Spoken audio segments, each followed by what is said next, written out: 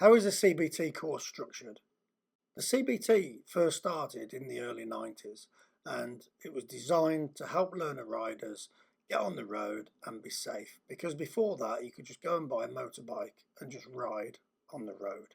Over the years it's been updated and new things have been added to the CBT course, and what it's done is it's elongated what we had in those early days. And because of that, the CBT is quite a demanding course now, with over 40 lessons that have to be completed, understood, learned and applied out on the road. So if we just do a quick overview of the whole course. So element A is where you get introduced to the course. The instructor will talk about helmets and clothing. During element B, that's where you're going to learn the introduction to the motorcycle, its controls, how it works, how to take the bike on and off the stand, learn about basic machine checks, and how to start and stop the engine. And then you have element C. And element C is the car part work, where you'll be taken onto the bike and given the practical experience of riding in a safe environment. Let's have a look at that and break it down. You're going to have to do pulling away and stopping, slow control, gear changing, control braking, emergency stops, and some simulated left and right turns. The slow control will be a U-turn and the figure of 8.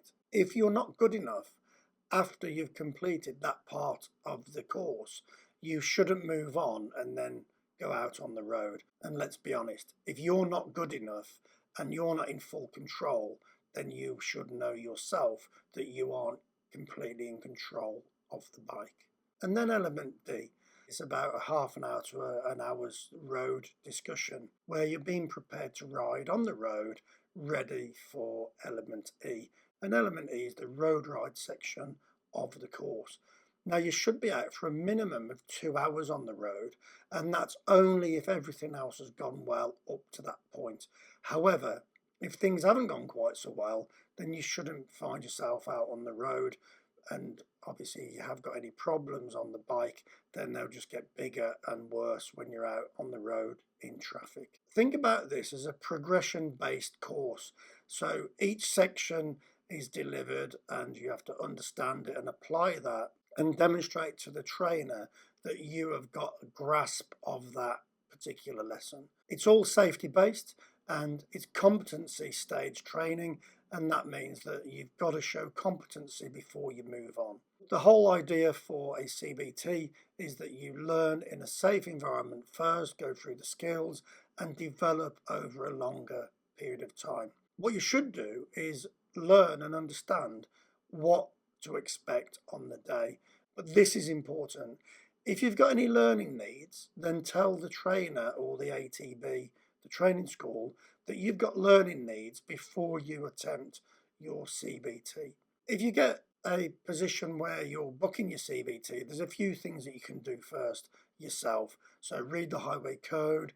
If you've not been on a push bike for a while, then have a go on a push bike just to get the skills back of being on 2 wheels. If you've never ridden a push bike before, don't do your CBT. Go and learn to ride a push bike. And the other things that you can do yourself before you turn up is some home study.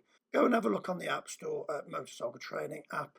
That will give you a really good foundation and a basis for theory tests and also for your CBT.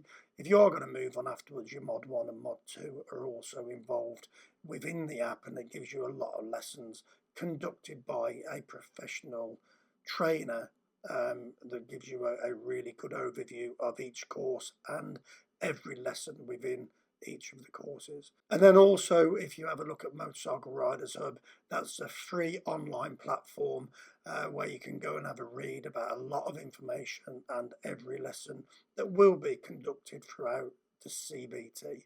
So if you've got any questions, get in touch. We'll be more than happy to help you start the journey.